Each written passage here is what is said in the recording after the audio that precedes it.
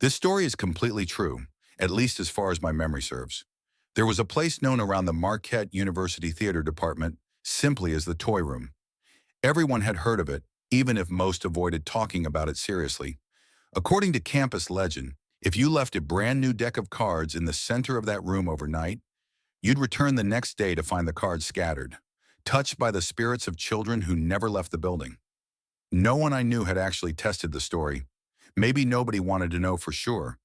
What we did know was that the building used to be a hospital. And not just any hospital, it was a children's hospital. St. Francis, to be exact. Funny thing is, that was the very same hospital I was rushed to right after I was born. Doctors didn't think I'd make it. I had only a 5% chance of surviving those first few days. And somehow, almost 2 decades later, I ended up right back in that same building. Except this time, it wasn't a hospital anymore. It had become prop storage for the theater department I was now part of. I still don't know if that's just a strange coincidence or something more. Prop storage for those outside the theater world is basically a giant warehouse of random stuff: furniture, fake books, baskets, glasses, anything that might show up in a play.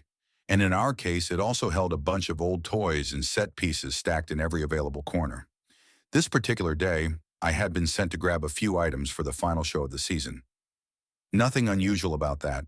The only thing different? I was alone. Usually we went in teams.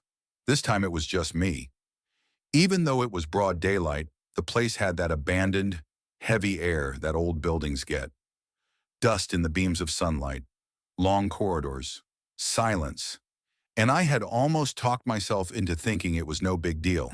Just grab the stuff and get out. That was until I realized one of the items I needed was a toy. From the toy room. The story about that room was always lingering in the back of people's minds. Supposedly, it had been the playroom for the children when the building was still a hospital. And now, decades later, it was considered the most haunted spot in the place.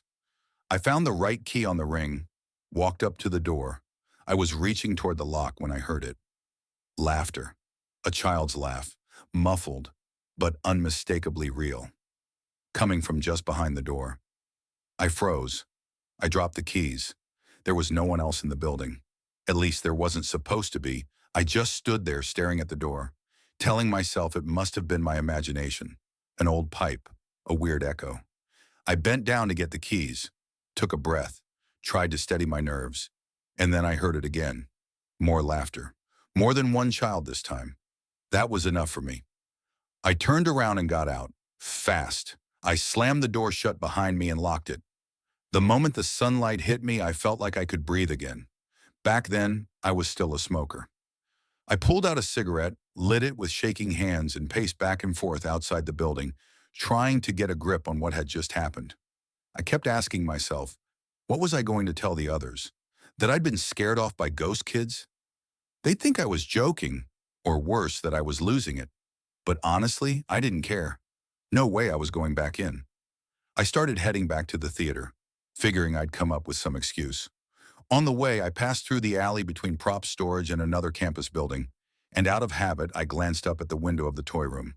I half expected to see something, a shape, a face, but there was nothing. Then I heard it again, the same laughter, except this time, it wasn't coming from the toy room. I looked around and spotted a fenced-in playground across the alley. A group of kids were outside, running around, playing, laughing. That's when I realized what had happened. The building next door housed a daycare for university staff. I had never noticed it before, but their outdoor play area was positioned in just the right spot. The sound of the kids had carried across the alley, through the toy room's open window, and into the hallway where I'd been standing. That's what I'd heard. Not ghosts, not spirits, just ordinary kids being kids. I laughed to myself, finished my cigarette.